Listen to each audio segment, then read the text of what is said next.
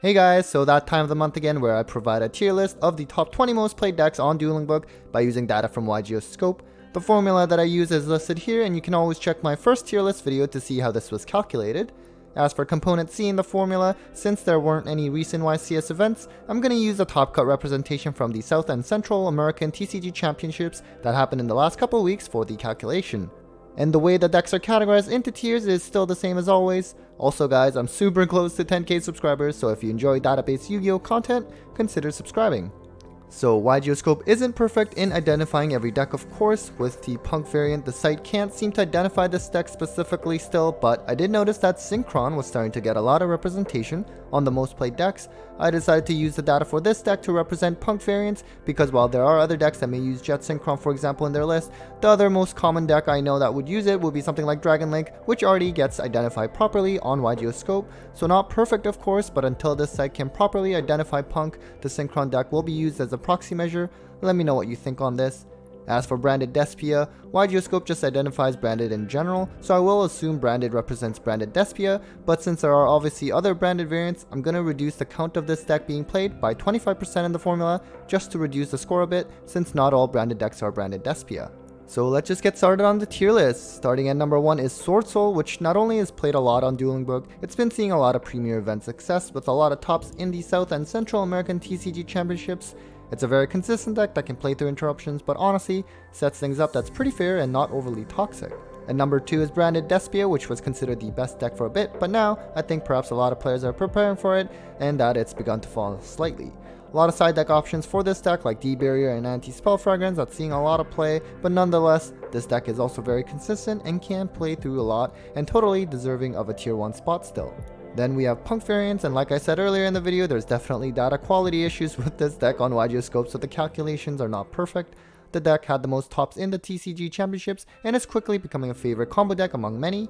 Paired with the Brave Engine and or Ethereum cards, this deck can set up a nasty board but is also fun to play. This deck might make Konami put E-Tally back to 1 among other decks. Next we have Dragon Link back in tier 1 for this month. Honestly did well at the TCG Championships with multiple lists topping, and this is a deck that utilizes the Brave token very well. Konami just loves Dragon, so you know this deck will always do well over time, and while it can now get contact fused by a single set Fallen of Albaz, I'm sure this deck will still be strong for years to come. We are now moving on to tier 2, and surprisingly Salamangreat tops the section here. Probably has to do with the fact that this deck is typically played a lot and is a fan favorite in online play, but it actually did get several tops in the South and Central American TCG Championships. With Circle back to 3, the deck has become more consistent and it's always had a grindy game, but with a surprising OTK touch with Update Jammer. 53% match win percentage among all players in the last 7 days is also not bad considering how widely it is played among good and bad players. Next up is Eldritch, which has become very strong following the release of the new Branded cards. There's different variants that topped the recent TCG Championships like Branded, Punk, and also Invoked. Had a high 58% win percentage in the last 7 days on Dueling Book as well, and is going to be played a lot as an engine or as a pure strategy for a while to come. Then surprisingly, we have Fluandereeze listed this low this time around. Personally, I still consider this as a tier 1 deck. This deck did still have some tops at the most recent TCG Championships though, so don't underestimate it, and also had a high 61% match win percentage online as well. Does seem to have fallen in popularity in play online though, at least this time around. Next is Sky Striker, which had at least one top in the TCG Championships. It's typically a fan favorite and well played deck online as well, and has been in tier 2 for quite some time and staying in this section despite most lists straying away from playing DPE now. After that is Virtual World, which has been going up and down in these tier lists for the last few months. It actually did have at least 3 tops in the recent TCG Championships, so it's still a deck to respect. Not seeing too much play online though, but among those that did see play, it actually had a pretty good match win percentage at 59%. Then another deck that's dropped a bit is ABC, which has had at least 2 tops in the recent TCG Championships. With the Brave and Therian stuff, the deck is definitely really good now and can put up a nice board. But Zombie World is a popular side deck choice for Flunder at the moment, and that also messes up ABC since they need to equip to light machines, so they do get unintentionally hindered by that. Now with the Rogue section, we are starting off with Drytron, which surprisingly got listed pretty low here this month. I personally think this deck is tier 2 for sure, because with that second Ben 10, this deck is pretty nasty when you're allowed to go first. It did have at least one top in the TCG Championship though, and I'm sure there will be more premier event tops to come with this deck. After this is the true Rogue deck in Heroes, which honestly is pretty solid and can still play DPE no problem.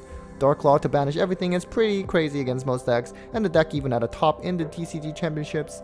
The main downside of this deck has always been that it's very expensive to build despite being a rogue deck, but the various reprints in the past year would definitely help with that. We then have Phantom Knights, which technically YGOScope identifies as Burning Abyss. Definitely fell off with the ban of Anaconda since they relied on that heavily, but hey, at least it's still seeing decent amount of play online, although its 47 win percentage was not so hot. Next is Tri-Brigade, which has been quickly forgotten since it was a tier 1 deck not too long ago. Still incredibly resilient, and Revolt is quite the card, but looks like it's lost a lot of play online as well, and from my understanding among the topping lists from the TCG championships, this was not one of them. We also have at Ignister on the list, which has been flipping between tier 2 and Rogue for a while now.